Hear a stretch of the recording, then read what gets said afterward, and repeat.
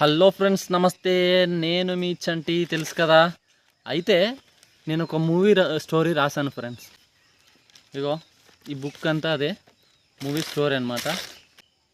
ఒక గొప్ప డైరెక్టర్ అయిపోదాం అని ఒక ఆలోచనతో స్టోరీ అయితే రాశాను.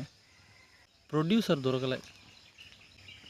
స్టోరీలో అంత దమ్ముంది. ఈరోజు మీకు స్టోరీ చెప్తాను. మూవీ టైటిల్ వచ్చేసి, మన మూవీ టైటిల్ బాంబులో బాబు.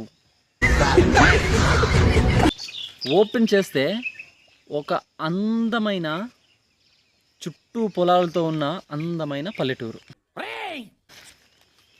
ఆ పల్లెటూరులో ఆ రోజు దీపావళి జరుపుకుంటున్నారు.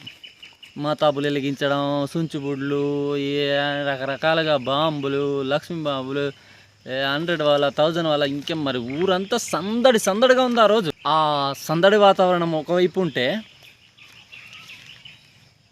నలుగురు పిల్లలు అరుగు మీద కూర్చొని పాంబిళ్ళలు వెలిగించుకుంటున్నారు.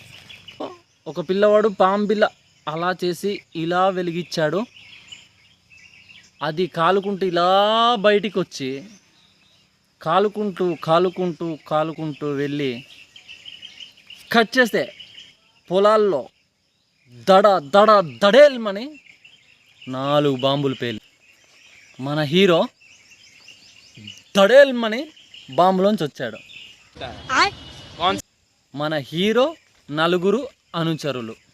అసలు విషయం ఏంటంటే, ట్విస్ట్ కట్ చేస్తే ఫ్లాష్ బ్యాక్.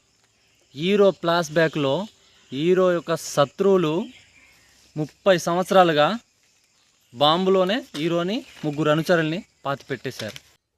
ఏం జరిగింది, ఏం జరుగుతోంది, ఏం జరగబోతోంది, నాకిప్పుడే తెలియాలి. ఫ్లాష్ బ్యాక్లో గతంలో మన హీరో పెద్ద ఫ్యాక్షనిస్ట్ అనమాట. ఇన్ని రోజులు 30 సంవత్సరాలు బాంబులో ఉండిపోవడం వల్ల నల్లగా మాడిపోయాడు అనమాట హీరో. మన హీరోకి గతం గుర్తుకొచ్చి అదే టైంలో బోరుమని ఏడుస్తున్నారు. కన్నీళ్ళు స్లో మోషన్లో అలా పడుతుంది. ఆ కన్నీళ్ళతో 3 అనుచరులు మోహం కడుకున్నారు. ఈ వీడియోకి 100 లైక్స్ ఎక్స్పెక్ట్ చేస్తున్నాను.